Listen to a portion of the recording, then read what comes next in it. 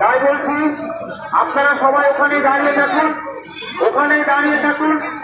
প্রশাসনের পক্ষ থেকে কি আসে কথা আমরা যে দেখবো, কিন্তু আমরা যতক্ষণ না পর্যন্ত মাননীয় মুখ্যমন্ত্রী আমাদের এই দাবি না মানবে, পুলিশ প্রশাসন তারাকে ডাইরেক্ট বলে দিচ্ছি, আজকে চ্যালেঞ্জ দিচ্ছি আপনাদের এই মুখ্যমন্ত্রী তুমি কেন করছো এটাকে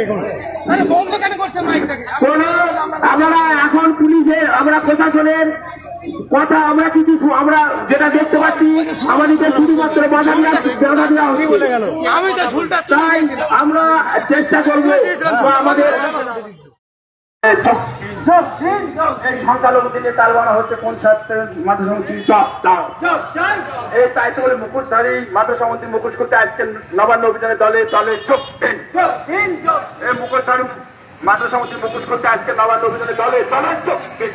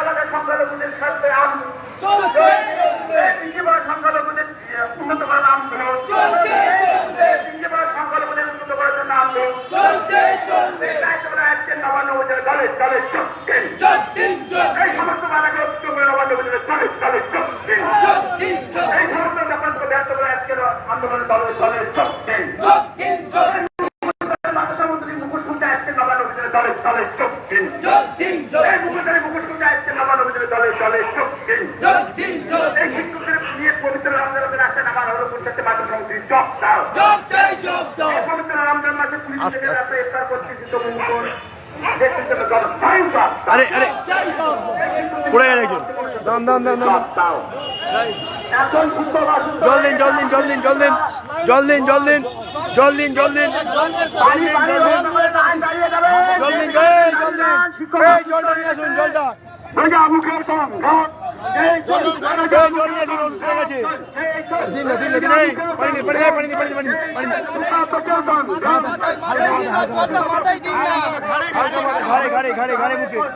ঘাড়ে মুখে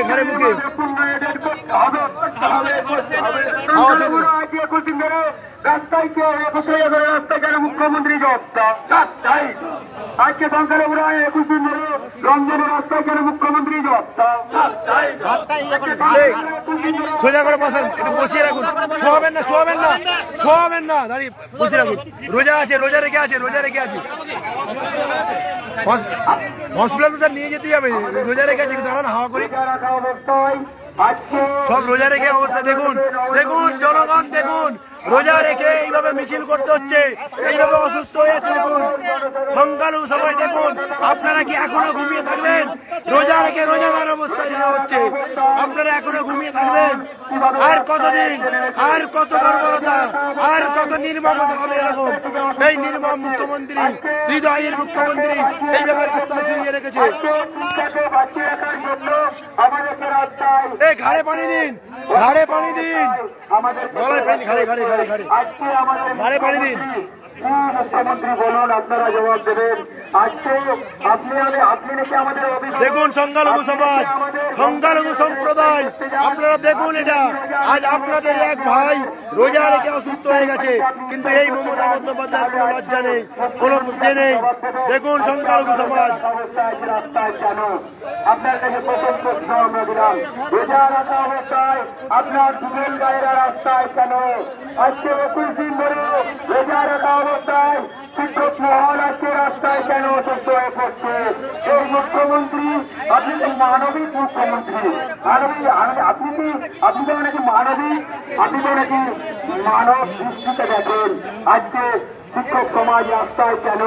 মাথায় পানি দিন, মাথায় রাস্তায় কেন? আপনি রোজার আজকে পশ্চিমবাংলায় আপামর জনসাধারণকে জানাতে চাই, এই সরকারকে আপনারা যতটা মনে করছেন বিজেপি সুযোগে গিয়েছে, মুসলমানদের মাসিয়া হতে চেয়েছে। আজকে এই সরকার মুসলমানদের মাসিয়া সত্যি হয়ে দাঁড়িয়েছে, এটা প্রতিষ্ঠান কারণ আমি আপনাদেরকে দিতে চাই। আপনারা জানুন এই সরকার সত্যি মুসলমানদের মাসিয়া। তাই আজকে মুসলিম সম্প্রদায়ের এই 235টি মাদ্রাসা থেকে থেকে চলছে নিবু প্রায় আজকে 2013 সাল থেকে স্বীকৃত মাদ্রাসা, তাদেরকে বেতন দেওয়া হয় না। যদিও 2021 সালে লাগাতার 47 দিন আন্দোলনের ফলে বেতন দিল, সে বেতন একটা নিম্ন শ্রেণীর মানুষের যে ইনকাম তার থেকে কম 5,000 6,000। আজকে 5 বছর অতিক্রম করবে হতে চললো, 5 বছর পরে দেখা গেল তিনার মনোনিবেশ করলেন না, সংখ্যালঘুদের নিয়ে কোনো ভাবলেন না। এই বাচ্চাগুলো আমাদের 40-45 হাজার শিক্ষক সেই বাচ্চা আমাদের আছে, এই মাদ্রাসাগুলোতে পড়াশোনা করছে, তাদের মিড ডে মিলের সামান্যটুকু ব্যবস্থা তিনি করতে পারেননি। তিনি নাকি সংখ্যালঘু দরদি, আজকে সংখ্যালঘু দরদি যদি হয়ে থাকে তারা বাচ্চাগুলো কি অপরাধ? তারা তো শিক্ষার আন্দোলনে আসতে চেয়েছে, তারা তো শিক্ষা দেশ প্রচার দেশকে এগিয়ে নিয়ে যেতে চেয়েছে।